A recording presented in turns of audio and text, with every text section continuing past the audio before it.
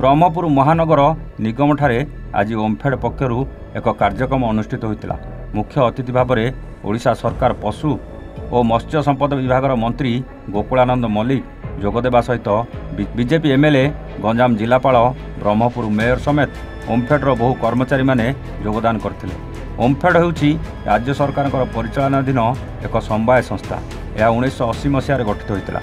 दीर्घ 45 वर्ष है यह संस्था लक्ष लक्ष दुग्ध चाषी को लाभ दे आसुछि। तांकर भलमंद सुख दुखे ठिया होइछि। आजिर दिन में समग्र राज्य में 4 कोटी 5टी समवाय समिति गठन होइछि। एथिरे 3,32,107 सदस्य प्रत्यक्ष भाव में जड़ित अछंती। एवं राज्य में 13टी डेयरी प्लांट रही बेले 397टी चिलिंग प्लांट रही।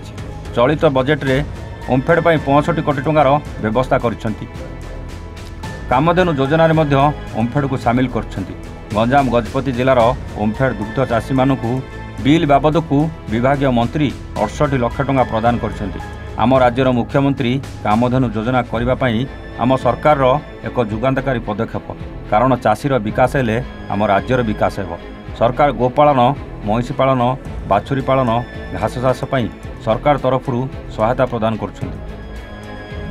गोपालन और महिषी पालन पर 70% रिहाती दि जाऊँगी। महिषीर बीमा पर 85% रिहाती देउछंती। एमिति विभिन्न प्रकार रिहाती सरकार तरफ चाषी मानक प्रदान करा जाउछि। आमर गंजाम जिला हूँ गोटे चाषी बहुल अंचल। सबुठ गंजाम जिला हूँ बड़ जिला।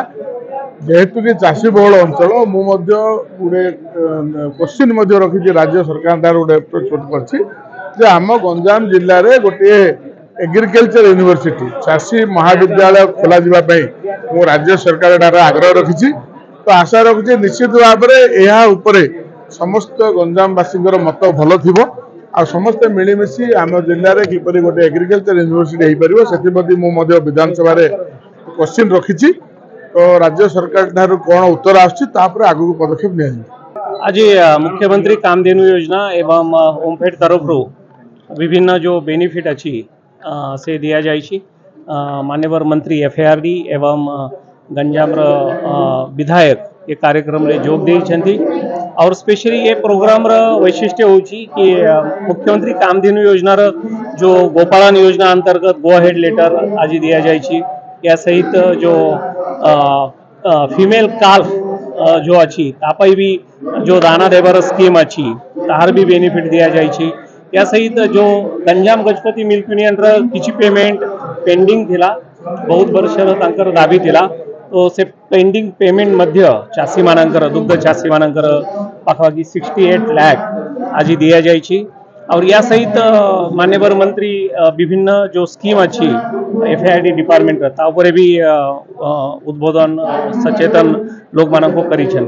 देखो जो मुख्यमंत्री कामधेनु योजना तथा आमर जो प्रोत्साहन राशि बंटन कार्यक्रम आज थिला तार मुख्य उद्देश्य यह जे पूरा मिल्क प्रोक्योरमेंट जो तार साइकिल अच्छी ताकू केमती आम विभिन्न जगह सुदृढ़ करवा से उन्नत मानर आमर पशु संपद केमती रहिबो जो दुग्ध बाहर तार आम केमती मान परीक्षा करवा तापाई अत्याधुनिक जो मेसीन गुड़िक आज आम डिस्ट्रीब्यूशन कर आगू केमती डिस्ट्रीब्यूशन करवा स्टोरेज एवं तार मार्केटिंग सबू उपरे विभिन्न प्रकार प्रोत्साहन राशि आम आज आवंटन करूँ। आगू को कर जिला प्रशासन यार विभिन्न स्तर में या रिव्यू करुच्ची एवं केमिति सबू अंचल को ए स्कीम पहुँची पार केमती भल भाव में आम स्कीम टी को आगू को नवा ता उपरे